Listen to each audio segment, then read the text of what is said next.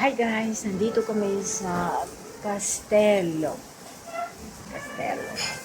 Ito yung place. And, at saka, you know what? What a nice view. We call it a floating restaurant. Iska.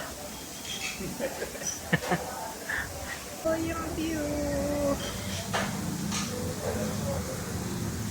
Correction. We're at the Casa Italia. Ngayon, ang in-order namin ay burger lang. Kasi supposed to be order ng iba. Meron po, pero gusto ko matikman yung burger. So, guys, ito yung aming in-order. Yan.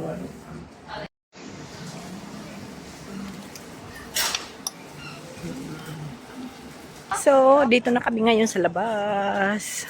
Dahil mga tao dito ngayon. Pupunta kami doon sa isang place. Ito, kumain kami ng ice cream. Herkotalan. Gandang araw ngayon. Auring ko pa ista.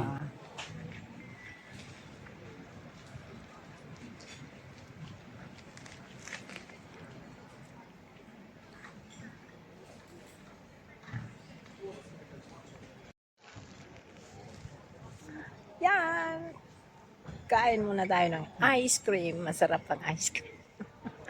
Pang palamig. Pears with vanilla. Sarap.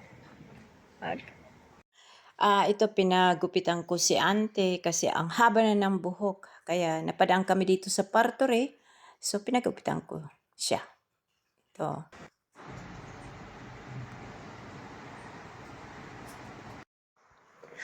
Hi guys! Ngayon, nakakuha ako ng mansika or strawberry. Bumili ako ng strawberry ngayon. Linilinis namin para para ilagay sa freezer for winter time. So, nakabili ako ng box. Ito yung ni auntie. Siya naglilinis ngayon. Ito. Ngayon, linilinis niya yan. 2 box yan. Tapos yung iba, nilagay ko na sa freezer. Tatanggalin itong niya, ito. Tinatanggal.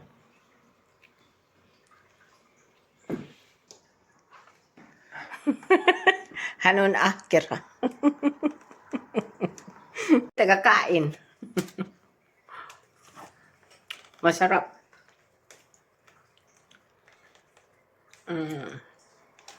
Lagay namin yan sa plastic for freezer.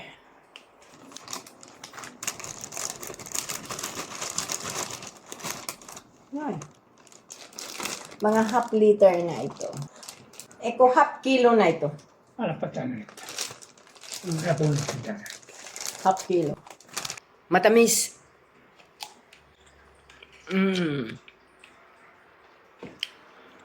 Masarap. So, ito, gumawa ako ng mansika kisile. Pinakuluan ko muna siya sa tubig. Tapos, lagyan ko siya ng asukal at yung cornstarch o perona yauho. So, maganda yan sa dessert. So, ito na siya.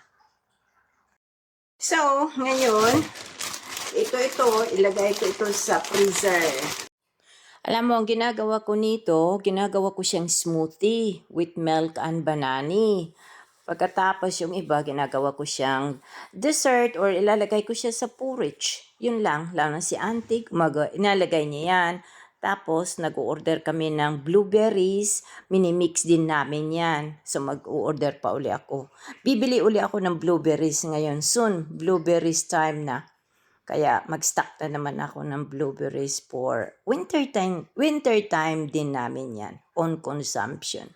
Maganda din yan kasi kailangan natin ng vitamin pag winter.